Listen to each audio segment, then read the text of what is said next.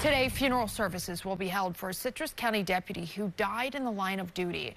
Deputy Andy Lahera died from injuries sustained after getting hit by a car back in 2023 while he was directing traffic outside Lecanto High School.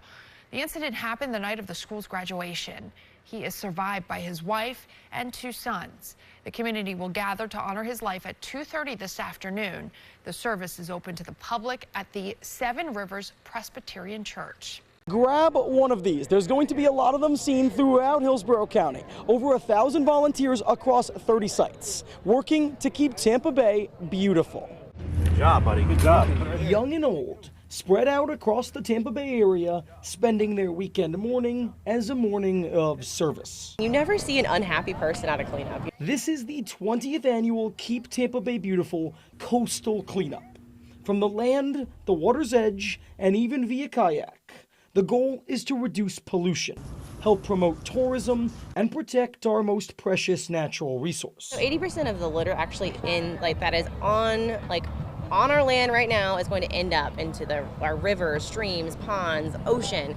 We want to collect it before it hits that water. Over the course of the day, volunteers removed a few hundred pounds of trash at each location, pulling out things from simple litter to large pieces that were washed away in storms. People have found motors, someone found a wallet this morning, random boats. People go very in depth. We do have a competition internally for it. While the nonprofit says they know it's not everything, they track the data.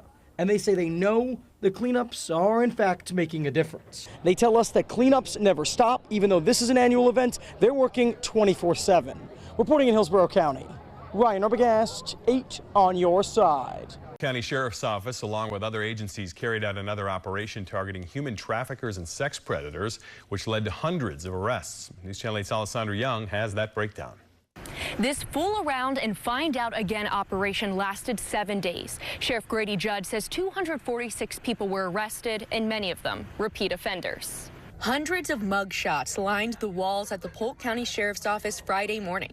Sheriff Grady Judd says 230 were human trafficking arrests, and 16 arrested are child sexual predators. We arrested 16 travelers. That's right. They were sexual deviants that thought they were coming to a home to have sex with a child.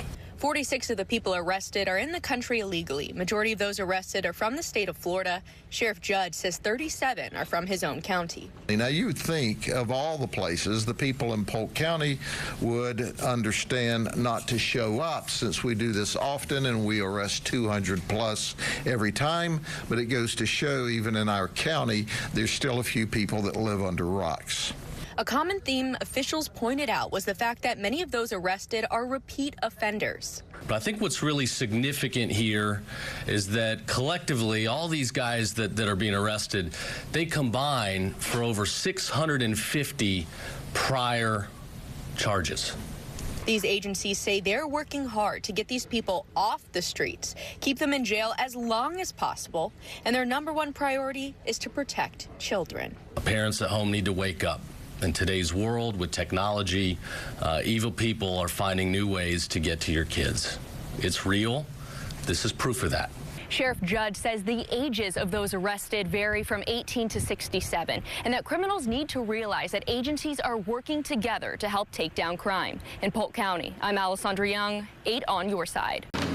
Amid the hustle and bustle of normal operations at Tampa International, one thing found in a traveler's luggage wasn't so normal. Oh my gosh. I didn't see that coming. That's pretty disturbing. What kind of ritual is that? Customs, Border, and Protection officers say the passenger declared just 10 cigars, but inside their bag they found more undeclared items, prohibited plants, and a foil-wrapped duffel filled with what appears to be human remains, including part of a skull. I think it's pretty common, actually. There's a lot of people take ashes around the country. This was actually the bone. Yeah, that's a little strange. The traveler claimed the items were for a ritual, but due to serious health risk, the items were seized. It's worrying. He was using it for a ritual.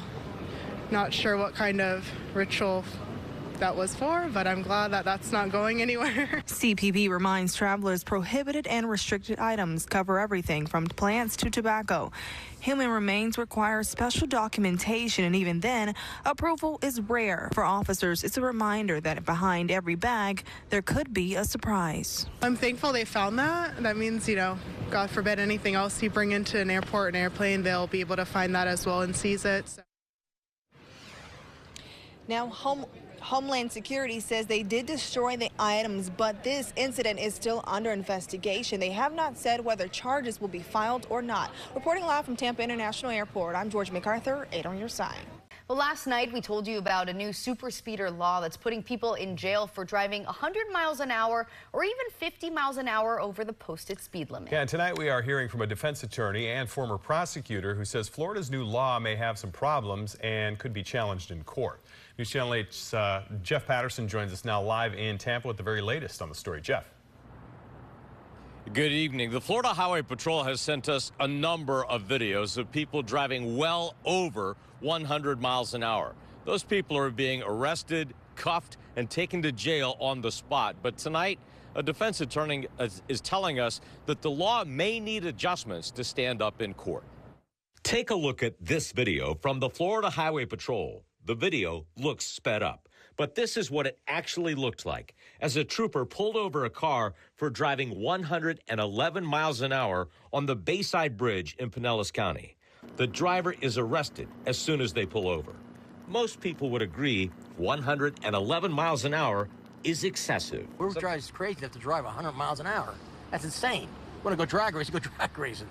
The law is there for protection, Former Hillsborough County Assistant State Attorney Chris Castillo is now a defense attorney who, as a father, husband, and a person, agrees with the concept of Florida's new super speeder law. I think personally the intent is great. We don't want people who are acting recklessly at that kind of speed on our roadways. The law makes it a crime to drive 100 miles an hour or above, or 50 miles an hour above the posted speed limit. Castillo says the law has issues as it's currently written. From a defense perspective, I have some concerns because it actually duplicates some of the other laws we have on the books. He says flaws in the way the law is written make it possible for defendants to challenge their arrest at trial. I think the statute itself isn't well written because it doesn't exactly state what type of a crime it is. It only states what the penalties are.